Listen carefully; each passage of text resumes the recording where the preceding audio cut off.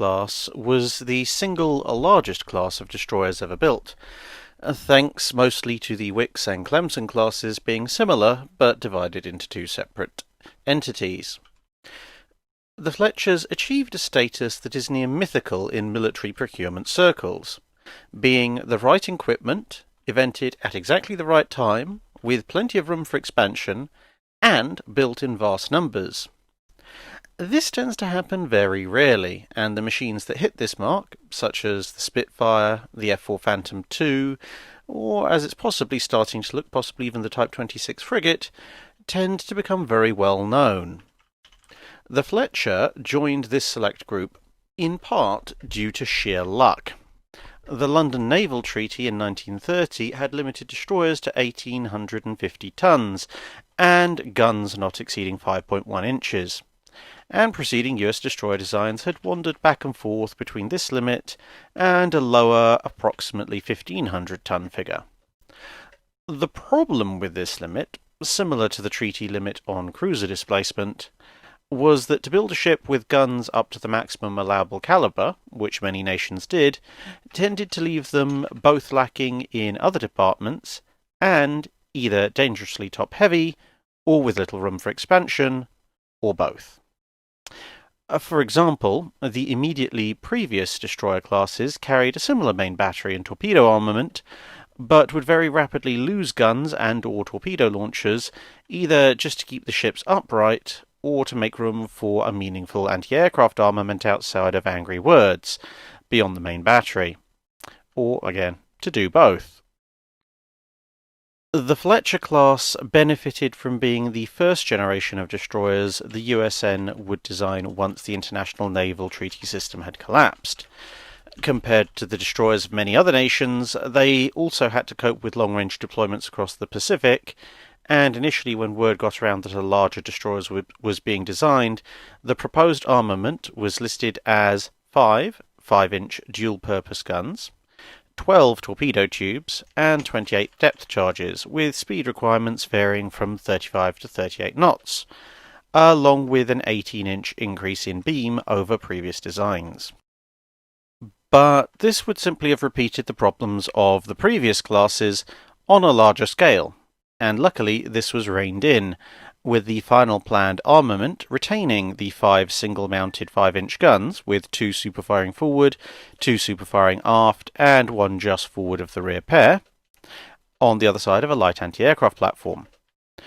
However, the 12 torpedo tubes were cut down to 2 quintuple torpedo launchers on the centre line, and an anti-aircraft armament of a quad 1.1-inch cannon mount and 6 single 50 caliber machine guns, along with 2 stern-mounted depth charge racks, which completed the loadout. This gave them the firepower to take on pretty much any foreign design, with only highly specialist ships having any kind of major advantage. For example, a tribal class outgunned a Fletcher quite significantly, but the Fletcher carried many more torpedoes. A number of Japanese destroyer classes carried many more torpedoes, but equally would be at a significant disadvantage in a gun duel, and so on. Displacing just over 2,000 tons at standard loading, their 60,000 shaft horsepower engines drove them through the water at just over 36 knots using a pair of screws, although some individual ships were faster. The reduction in armament compared to the initial plans, and the increased beam, left them very stable, with plenty of room to take upgrades. As a result, shortly after Pearl Harbor caused the United States Navy to make the managers of Bofors and Oerlikon very happy indeed, the Fletchers started to gain anti-aircraft armament along with more and more advanced radars, sonars, and fire control suites, without becoming overly compromised or losing any of their primary weapons or torpedo tubes. Depending on the ship, between 2 and 5 twin 40mm Bofors mounts, and typically 7 single 20mm Oerlikons plus half a dozen depth charge throwers would appear in relatively short order. Later in the war, as the Imperial Japanese Navy's surface threat was somewhat diminished, and the kamikaze threat was rapidly increasing, the ships would finally have to sacrifice something, with a number of them losing one of the quintuple launchers for a revised AA battery of 2 quad 40mm Bofors plus a twin mount, along with 7 single 20mm being swapped for 6 twin 20mm mounts, for a total of 27 anti-aircraft guns if you included the main battery. A very few would even reach the dizzying heights of 14 40mm barrels on a destroyer. They would also be the last primarily gun-based destroyers built by the United States Navy that used the single 5-inch mount.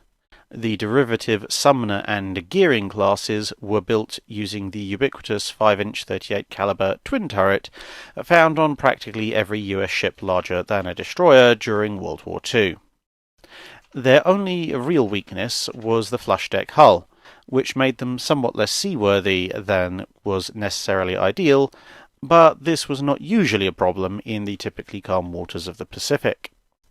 A total of 175 would be built, with 13 of the ships cancelled toward the end of the war. Casualties would amount to 19 sunk and 6 damaged beyond repair, in return for reaping a rather fearful toll of Japanese aircraft and not a few ships as well. 3 were actually built with aircraft catapults instead of the rear torpedo launcher and middle gun, but these were not considered a success and were converted back to their normal configuration fairly quickly.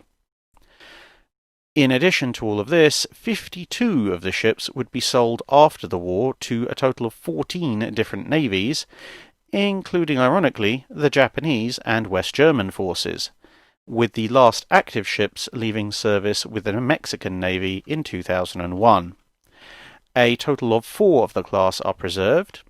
Kidd, Cassin Young and the Sullivans are in the United States, and the Velos, formerly USS Sharat, is in Greece.